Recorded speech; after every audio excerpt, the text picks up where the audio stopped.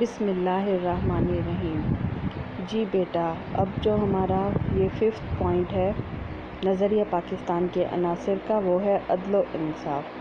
آپ کو اچھی طرح معلوم ہے کہ جس معاشرے میں عدل نہیں ہوتا، انصاف نہیں ہوتا، وہ معاشرہ کبھی بھی ترقی نہیں کر سکتا، اور اسلامی معاشرے میں خاص طور پہ عدل و انصاف کا تقاضا ہے کہ معاشرے میں ہر شخص کو اس کا حق ملے۔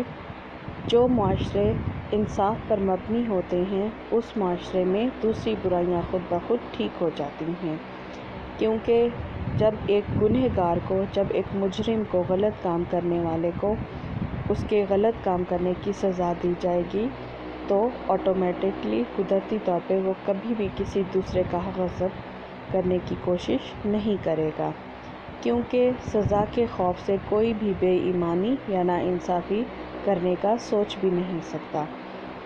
اسلام سے پہلے جو ہے، اس طرح کی روایت عام تھی کہ طاقتور کو سزا نہیں دی جاتی تھی، اور جب کوئی کمزور جو ہے اس سے کوئی جرم ہو جاتا تھا تو اس کو سرِ عام سزا دی جاتی تھی۔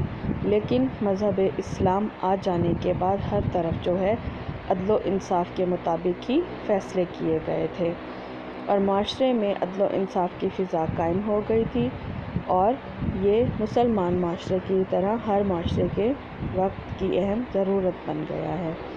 عدل و انصاف کی ضرورت زندگی کے کسی ایک پہلو میں نہیں بلکہ ہر شعبے میں موجود ہوتی ہے۔ عدل و انصاف کے نظام کو نافذ کرنا، اس کو ممکن بنانا جو ہے، وہ ہر معاشرے کے عدالتی نظام کی ذمہ داری ہوتی ہے، اور اس مقصد کے لیے کیا کیا جاتا ہے؟ عدالتیں قائم کی جاتی ہیں۔ جو عدالتوں کا آزاد ہونا بہت ضروری ہوتا ہے، یعنی جو وہاں پر جج تعینات کیے جاتے ہیں ان پر کسی قسم کا کوئی سیاسی دباؤ نہ ہو کہ وہ کسی بڑے یا پیسے والے انسان کے شخصیت کے دباؤ میں آ کر غلط فیصلے کر دیں، اور ان کو ایسے فیصلے کرنے چاہیے جو قانون کے مطابق ہوں اور سب پر قانون ایک جیسا لاگو کرے۔ کوئی امیر ہو، غریب ہو، اس کو اس کے جرم کے مطابق ہی جو سزا ہے وہ دی جاتی ہے۔ حضور اکرم صلی اللہ علیہ وسلم نے فرمایا ہے کہ جو قوم بھی عدل اور انصاف کو چھوڑ دیتی ہے، تباہی اور بربادی اس کا مقدر بن جاتی ہے۔ ہمیں نبی پاک صلی اللہ علیہ وسلم کی زندگی سے اس کی بہت سی عملی مثالیں بھی ملتی ہیں۔ آپ نے یہ پہلے بھی کئی دفعہ واقعہ پڑھا ہے بیٹا۔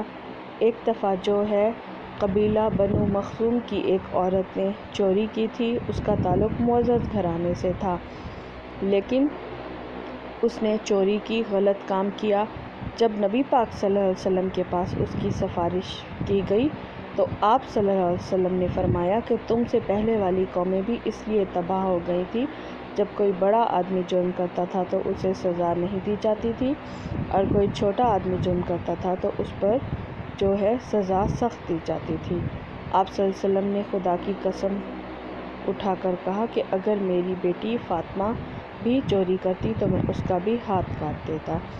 یہ ہے ایک صحیح اسلامی معاشرے کی تصویر جو نبی پاک صلی اللہ علیہ وسلم نے اپنے عمل سے جو ہے ہم لوگوں کے لیے چھوڑ دی، اور عدل و انصاف کی اہمیت سے انکار نہیں کیا جا سکتا۔ جس معاشرے میں قانون کی بالادستی ہوگی، وہ معاشرہ ترقی کرے گا اور وہ قوم مستحکم ہوگی۔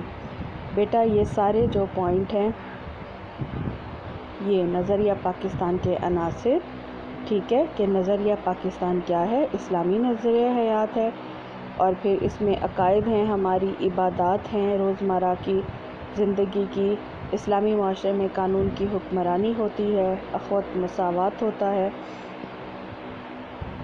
عدل و انصاف بھی ہوتی ہے، اور برابری کا حقوق جو ہے وہ سب کے ساتھ رکھا جاتا ہے۔ یہ اس سوال کے آج کا ہمارا ٹاپک تھا۔ آپ نے اس کو اچھی طرح پڑھنا ہے اور نوٹ بکس پر لکھنا بھی ہے۔